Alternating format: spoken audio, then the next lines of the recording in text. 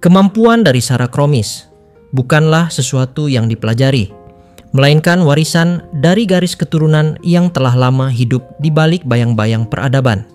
Seluruh keluarganya dulu memiliki kekuatan serupa, aneh, mengerikan, sekaligus menakjubkan. Mereka disebut klan penyihir, dikucilkan karena rasa takut, dan memilih menyingkir dari dunia, bersembunyi dalam kesendirian, hingga akhirnya satu persatu mereka lenyap. Kini, hanya satu yang tersisa. Nasib mempertemukannya dengan dunia luar lewat bencana yang kelak dikenang sebagai tragedi terbesar di Teres. Di langit wilayah itu terbuka sebuah pusaran sihir hitam pekat, Gate, yang memuntahkan gerombolan monster tanpa henti. Gelombang demi gelombang datang, seakan tidak pernah ada akhirnya. Kota benteng Teres seharusnya sudah jatuh pada malam pertama. Namun ada seorang gadis yang berdiri sendirian di garis depan, menolak untuk mundur. Selama 7 hari 7 malam, ia bertarung tanpa henti. Darah membasahi tanah, teriakan monster mengguncang udara, dan tubuhnya berkali-kali hampir runtuh. Tetapi ia tetap berdiri. Tak ada alasan yang jelas, tidak ada janji, tidak ada ikatan. Hanya tekad membara yang menolak kehancuran. Dan pada saat itu, untuk pertama kalinya, sang pewaris terakhir dari klan penyihir memperlihatkan dirinya kepada dunia. Ketika pusaran akhirnya mereda dan kota yang seharusnya sudah menjadi reruntuhan tetap berdiri, semua orang tahu bahwa mereka berhutang nyawa pada satu sosok itu. Coralie Kromis, kepala cabang Asosiasi Penjelajahan Teres, datang dengan keputusan yang akan mengubah hidup sang gadis selamanya. Ia diangkat sebagai anak angkat, bukan hanya untuk memberikan perlindungan, tetapi juga pengakuan. Coralie memberinya sebuah nama untuk kekuatan yang tidak bisa dipahami orang lain. Sara-Sara. Nama itu menjadikan kekuatan yang sebelumnya hanyalah misteri, kini memiliki identitas.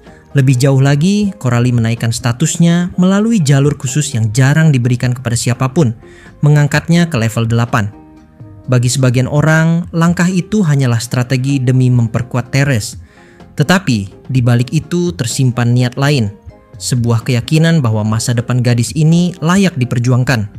Sejak saat itu, kisahnya tidak lagi hanya milik dirinya. Ia menjadi legenda hidup, gadis terakhir dari klan penyihir, pemilik Sara-Sara, kekuatan yang melampaui nalar manusia namun diterima dunia karena namanya telah dikenang. Ruang latihan bawah tanah itu jauh melebihi apa yang pernah ia bayangkan. Begitu menuruni tangga logam berderit itu, dunia yang terbuka di hadapannya terasa seperti perut baja yang luas dan sunyi. Langit-langitnya tinggi, dipenuhi kabel dan pipa uap yang menjulur seperti urat nadi raksasa. Dinding dan lantainya yang terbuat dari logam hitam berkilau samar di bawah cahaya kristal magis yang bergantung di langit-langit. Setiap permukaan penuh goresan, bekas ledakan kecil, dan lekukan yang menjadi saksi dari ribuan benturan sihir serta bilah senjata. Tidak ada yang tersisa di sini kecuali udara panas, gema langkah kaki, dan aroma logam yang berat. Di sepanjang dinding, puluhan hunter dari First Steps berdiri dengan tenang. Mereka menatapnya tanpa banyak bicara, dengan sorot mata yang tidak menunjukkan rasa takut atau canggung sedikit pun. Di balik tatapan itu, ada keheningan yang dalam, sejenis pengakuan diam-diam antara mereka yang hidup dari pertarungan. Mungkin karena mereka sudah terbiasa melihat kekuatan selevel dirinya, atau mungkin karena di dunia para hunter, rasa takut sudah lama menjadi hal yang mereka kubur di bawah kebanggaan. Aura mereka keras, rapat, dan terasa berat, seperti hawa dari medan perang yang tak pernah padam.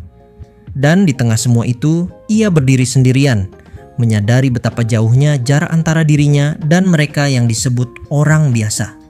Mereka menyebut pemimpin mereka Thousand Tricks, sebuah julukan yang bagi orang luar terdengar seperti legenda, tapi bagi anggota klan ini adalah kenyataan sehari-hari.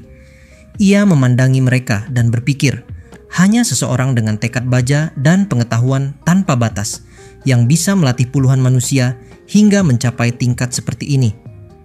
Ia sendiri tahu, sekalipun dengan kekuatannya sekarang, ia tidak akan mampu menciptakan pasukan semacam itu. Pemikiran itu membuat dadanya terasa berat, bukan karena iri, tapi karena rasa hormat yang sulit dijelaskan. Ia menarik napas panjang, membiarkan udara lembab bercampur logam memenuhi paru-parunya. Di atas sana, dunia terasa jauh dan asing. Di sini hanya ada napas, detak jantung, dan gema langkah. Ia tahu, latihan ini bukan sekadar ritual, melainkan ujian yang akan memperlihatkan siapa dirinya sebenarnya. Di luar ruangan, para foreigner mungkin masih berkeliaran, tapi di dalam sini, musuhnya adalah manusia, dan itu justru membuat jantungnya berdetak lebih cepat dari biasanya. Ia jarang bertarung melawan sesama manusia. Bagi seorang magi yang terbiasa melawan monster, pertarungan antar manusia adalah sesuatu yang berbeda, lebih sunyi, lebih terukur, tapi juga jauh lebih berbahaya. Ada kehati-hatian yang menusuk di antara setiap gerak, seolah kedua belah pihak tahu bahwa kesalahan sekecil apapun bisa mengakhiri segalanya. Ia bisa merasakan hawa siaga di udara, tekanan dari para hunter yang mulai menyalakan energi mereka satu persatu. Setiap orang di ruangan itu memiliki senjata khas, bilah, busur, tombak, tongkat, bahkan senjata aneh yang belum pernah ia lihat sebelumnya. Tak satu pun dari mereka menampakkan keraguan. Mereka tahu siapa lawan mereka, namun tak satu pun mundur. Ia memasukkan tangan ke dalam magic bag yang tergantung di pinggangnya. Bukan karena ia benar-benar membutuhkan senjata, tapi karena bertarung tanpa alat di hadapan mereka akan terasa kurang pantas, terlalu sombong, bahkan untuk seseorang sepertinya. Dari dalam tas, ia mengeluarkan sebuah batang logam berwarna perak, sepanjang telapak tangan. Benda itu tampak biasa, seolah bukan apa-apa. Namun begitu digerakkan, batang itu memanjang dengan gerakan halus, lalu terkunci dengan suara klik yang tajam dan menggema di ruangan. Tongkat itu kini panjangnya sekitar 70 cm, ramping dan bersinar pucat di bawah cahaya. Sekilas, tampilannya tidak menakutkan. Tidak ada ukiran, tidak ada kristal sihir, bahkan tak ada tanda-tanda kekuatan magis di permukaannya. Hanya logam murni, dingin dan polos, tapi menyimpan kesan kuat yang aneh. Ia tahu para hunter di sekitarnya memperhatikan dengan rasa heran, mungkin sedikit tak percaya. Tongkat itu bukan tongkat sihir, bukan pula senjata yang dirancang untuk membunuh. Ia terbuat dari campuran logam ringan, kuat, dan lentur, dibuat khusus agar bisa menghancurkan batu jika diayunkan dengan tenaga penuh, namun tidak cukup untuk menembus tubuh manusia. Dalam diam, ia memahami makna dari pilihan senjata itu. Pertarungan kali ini bukan tentang kemenangan atau pembantaian, bukan tentang menunjukkan kekuatan. Ini tentang keseimbangan antara menahan dan menyerang, tentang mengukur seberapa jauh seseorang bisa menahan diri tanpa kehilangan kendali. Dalam keheningan itu, ia menggenggam tongkat perak itu lebih erat, merasakan dinginnya meresap ke kulit. Di depan matanya, puluhan pasang mata menatapnya balik, menunggu tanda pertama. Dan ketika udara di bawah tanah itu bergetar oleh tekanan magis yang mulai bangkit, ia sadar bahwa latihan ini bukan sekadar ujian kekuatan, melainkan ujian diri. Di antara dinginnya logam dan napas para hunter yang serempak tertahan, dunia terasa berhenti sesaat, sebelum akhirnya semuanya kembali bergerak. Bagi dirinya, senjata itu sudah lebih dari cukup. Bukan karena ia meremehkan lawan, melainkan karena ia memahami betul makna pertarungan itu sendiri. Tongkat logam sederhana itu adalah perpanjangan dari dirinya, alat untuk mengukur jarak antara niat dan kekuatan, bukan untuk menegaskan siapa yang lebih unggul. Di dunia para treasure hunter, kekuatan adalah hukum tertulis dan tidak tertulis. Mereka yang kuat diakui, dihormati, bahkan disembah. Namun dirinya selalu menjadi pengecualian dari aturan itu. Ia bukan simbol kekuatan, melainkan anomali yang tidak bisa diukur dengan cara biasa. Ia menggenggam tongkat itu erat, lalu menegakkannya ke depan. Gerakannya tenang, tanpa tekanan berarti. Tapi setiap tatapan di ruangan itu tertuju padanya. Suara yang keluar dari bibirnya terdengar biasa, tanpa nada menantang, tapi maknanya menggema di udara bawah tanah yang padat. Ia mempersilakan mereka menyerang kapan saja, bahkan bersama-sama, seolah memberi ruang bagi kehormatan mereka sendiri. Bagi sebagian besar orang, itu mungkin terdengar seperti kesombongan halus, namun ia tahu ucapannya tidak membawa beban semacam itu. Ia hanya ingin pertarungan ini jujur, tanpa perbedaan status, tanpa rasa takut, tanpa formalitas yang tidak perlu. Dalam sistem penilaian asosiasi yang dikenal dengan nama code, ia tahu skornya jauh dari mengesankan. Dibandingkan dengan Kaiser atau para hunter berlevel sama, data digital itu menunjukkan hasil yang memalukan. Nilainya rendah bukan karena ia lemah, tapi karena kekuatannya tidak dapat ditangkap oleh alat ukur manapun. Sara-sara, kekuatan yang tidak berbentuk, tidak terlihat, dan tidak dapat dipahami bahkan oleh mereka yang paling peka terhadap energi magis. Ia hidup dalam dimensi yang hanya bisa dirasakan oleh dirinya sendiri, dan karena itu, bagi dunia, ia seolah hampa. Para hunter dari First Steps tetap berdiri tegak. Tak satu pun dari mereka yang menunjukkan tanda gentar, meskipun mereka semua tahu siapa yang ada di depan mereka. Ketegasan dan disiplin mereka seperti dinding yang dibangun dari keyakinan. Mungkin karena mereka telah lama mengikuti sosok yang dijuluki Thousand Tricks, pemimpin yang memahami tipu daya seperti seni. Mereka terbiasa menghadapi lawan yang tak bisa diprediksi, dan kini, bahkan di hadapan sesuatu yang tak dapat mereka pahami, ketenangan mereka tetap tidak retak. Namun di antara barisan itu, satu langkah kecil memecah pola. Dari kerumunan yang rapat, seorang gadis muda maju ke depan. Rambut hitamnya diikat pita merah yang menyala lembut di bawah cahaya magis. Pakaiannya sederhana, gelap dan ringan, dibuat untuk kecepatan dan gerak bebas. Di pinggangnya tergantung sepasang belati yang tampak sering digunakan. Logamnya sedikit pudar, menunjukkan pengalaman bertarung yang tidak sedikit. Ia lebih muda dari kebanyakan hunter di sana, tapi aura yang memancar darinya tajam dan fokus. Tekadnya jelas terlihat dari sorot matanya yang hitam dan dalam.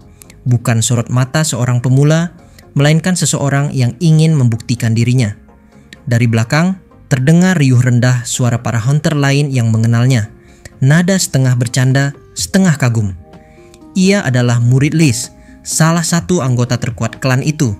Liz pernah menyebutnya sebagai anak yang keras kepala, seseorang yang selalu melampaui batasnya sendiri, bahkan ketika tubuhnya sudah nyaris runtuh. Kini, murid itu melangkah maju tanpa ragu, dengan napas yang tertata dan postur sempurna, tanda bahwa apapun yang pernah dia pelajari telah ia simpan dengan sungguh-sungguh. Gadis itu memperkenalkan dirinya dengan lantang, menyebut namanya dan levelnya dengan nada yang membelah udara. Level 4, Tino Shade. Ucapannya bergema di antara logam dan dinding batu, membawa serta semangat muda yang tak bisa ditiru oleh siapapun di ruangan itu. Ia bukan yang terkuat, bukan pula yang paling berpengalaman, tapi langkahnya memancarkan keberanian yang murni, jenis keberanian yang hanya dimiliki oleh mereka yang belum sempat mengenal rasa takut sepenuhnya. Dan pada saat itu, ruang latihan yang semula hening berubah menjadi panggung bagi dua dunia yang berbeda.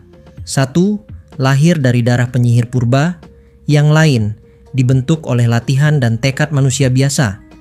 Di antara keduanya, udara bergetar perlahan, menandai awal dari sesuatu yang tidak sekadar latihan, melainkan pertemuan antara dua jalan hidup yang tak pernah seharusnya bersinggungan. Awalnya, ia sempat terkejut. Gerakan gadis itu datang begitu cepat, begitu halus, seperti bayangan yang menembus udara tanpa suara. Dalam satu langkah, jarak di antara mereka lenyap seolah tidak pernah ada. Udara di depannya bergetar, dan sebelum kesadarannya sempat menyusul, ujung tangan Tino sudah nyaris menyentuh wajahnya. Napasnya tertahan sesaat, bukan karena takut, tapi karena kagum akan keluasan yang sempurna itu. Kecepatan seperti itu bukan milik seorang pemula. Ia sadar, gadis itu tidak menunggu aba-aba, bahkan mulai menyerang sebelum kalimat perkenalannya selesai diucapkan. Bukan pelanggaran, melainkan naluri bertahan hidup yang terlatih. Dalam pertarungan sesungguhnya, siapapun yang menunggu akan mati duluan. Tongkat logam di tangannya bergetar saat ia mengangkatnya untuk menangkis serangan itu. Suara logam beradu dengan kecepatan tinggi memantul di dinding baja, menggema seperti ledakan kecil. Berat serangan itu menyalur langsung ke lengannya, membuat persendiannya menegang. Belum sempat ia mengatur posisi, tendangan cepat menyusul tanpa jeda, memotong udara seperti cambuk. Ia memutar tongkat, menahan arah serangan dengan sedikit gerakan miring, dan kembali mengalihkan tenaga itu ke samping. Semua berlangsung dalam hitungan detik, tapi bagi mereka berdua, waktu terasa melambat, detik-detik panjang yang penuh tekanan dan ketepatan. Kekuatan Tino mengejutkannya. Untuk seseorang di level 4, gadis itu bergerak seolah menolak batas yang diberikan sistem. Tidak ada keraguan, tidak ada jeda antara serangan dan langkah berikutnya. Ia berpindah dari satu posisi ke posisi lain dengan keanggunan yang sulit diikuti mata biasa. Tubuhnya lentur, tapi setiap gerakannya membawa bobot nyata, seperti pisau yang dilapisi udara. Jelas, ia sudah lama berlatih menghadapi lawan manusia. Mungkin sering berduel langsung dengan mentornya. Dalam teknik, ia unggul jauh. Gerakannya presisi, terukur, dan efisien. Sebuah pola yang hanya lahir dari kebiasaan bertarung berulang kali di ambang bahaya. Ia menahan serangan demi serangan, membiarkan tongkatnya menjadi perisai yang lentur.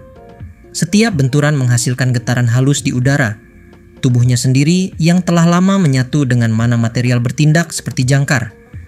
Kekuatan fisiknya sudah melampaui batas manusia biasa.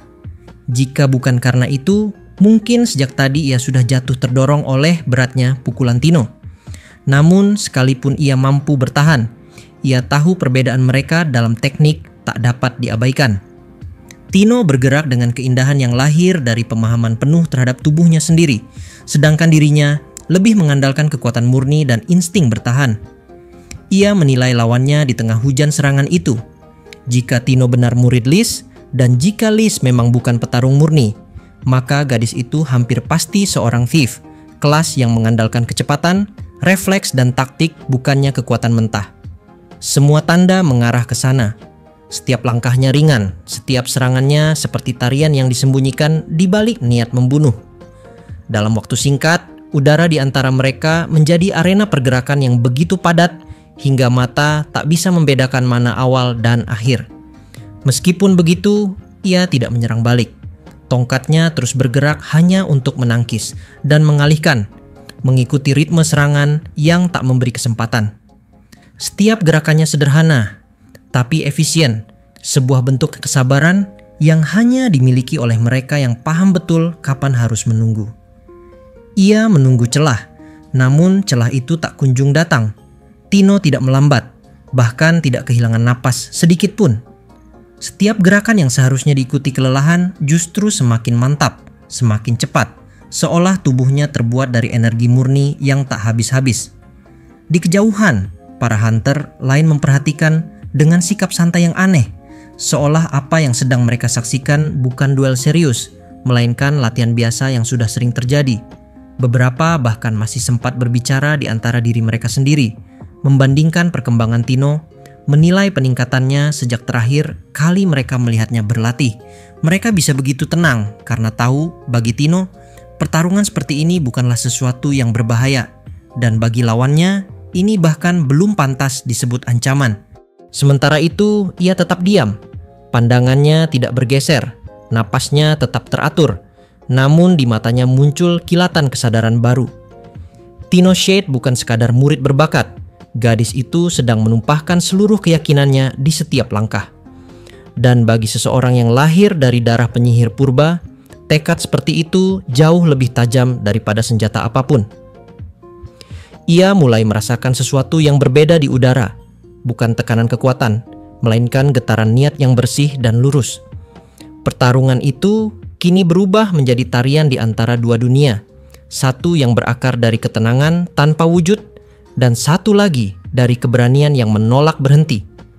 Tongkat perak itu terus beradu dengan belati kecil yang melintas seperti cahaya, dan suara benturannya memenuhi ruangan, membentuk irama yang hanya dimengerti oleh mereka berdua.